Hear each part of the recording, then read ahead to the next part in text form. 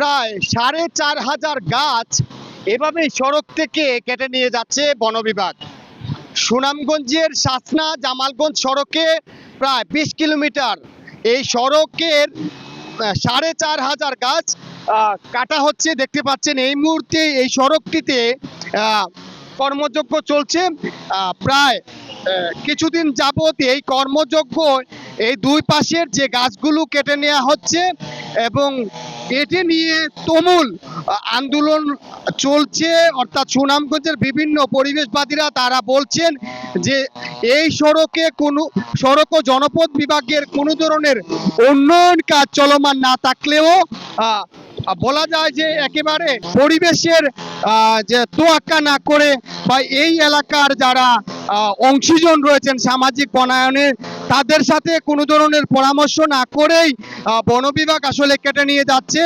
এবং আমি যদি জানানোর চেষ্টা করি, আমরা কথা বলেছিলাম বন বিভাগের দায়িত্বশীলদের সাথে, তারা যেমনটা জানিয়েছেন চলতি বছরের আসলে একেবারে প্রথম দিকেই পরিবেশ অধিদপ্তর থেকে তারা অনুমোদন নিয়েছেন ৪,৫০০ গাছ আসলে কেটে নেয়ার এবং বলা হচ্ছে যে এই প্রত্যেকটি গাছের যে গড় আসলে মূল্য ধরা হয়েছে ১৫০০ থেকে ২,০০০ টাকা, প্রায় ৪,৫০০ গাছ কাটা হচ্ছে।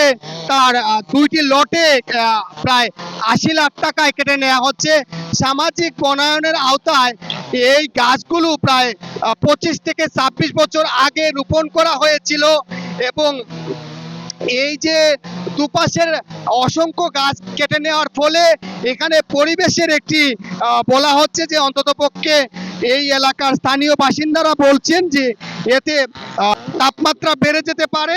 পাশাপাশি এই অঞ্চলের যে সহায়ক পরিবেশ, অর্থাৎ এই গাছ থাকার ফলে এই দুপাশের যে হাওরের যারা কৃষি জমি সাথে সম্পৃক্ত ছিলেন কৃষকরা এতে ছায়া পেতেন, যারা পথচারী ছিল তারা এই গাছের ছায়ায় তারা স্বস্তি অনুভব করতেন।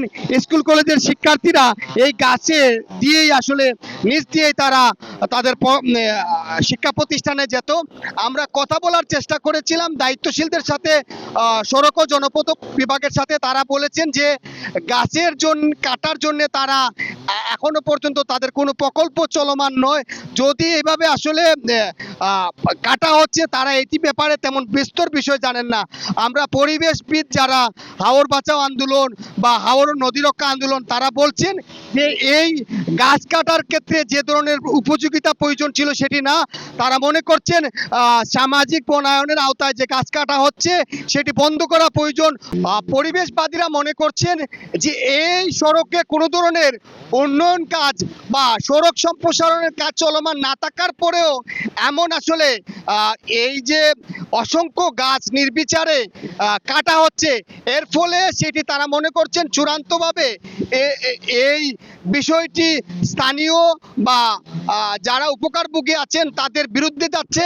পাশাপাশি এর পরিবেশের যে একটি নেতিবাচক ভূমিকা রাখবে এমনটা তারা আশঙ্কা করছেন যে এই এলাকায় অন্ততপক্ষে এই গাছ রোপণের সাথে যারা যুক্ত ছিল স্থানীয় বাসিন্দাদের সাথে আসলে কথা বলেই এই গাছের কাটার ক্ষেত্রে বন বিভাগ ব্যবস্থা নিতে পারত। এই যে হঠাৎ করে গাছ কাটার ফলে এই এলাকার মানুষের মধ্যে একটি ক্ষোভ রয়েছে, এটি তারা মনে করছেন যে অন্ততপক্ষে এই এলাকার বাসিন্দাদের সাথে কথা বলে স্থানীয়দের সাথে মতবিনিময় করে এবং যারা অংশীজন রয়েছেন তাদের সাথে আসলে পরিকল্পনা মাফিক এই গাছটি কাটা যেতে পারত। নতুবা এই অঞ্চলের মানুষ এই যে দীর্ঘ সড়ক দিয়ে তারা আসলে যাতায়াত করেন তারা ভোগান্তির মধ্যে থাকবেন। পাশে গতকালকে হাওর ও নদী রক্ষা আন্দোলনের পক্ষ থেকে তারা মানববন্ধন করেছেন।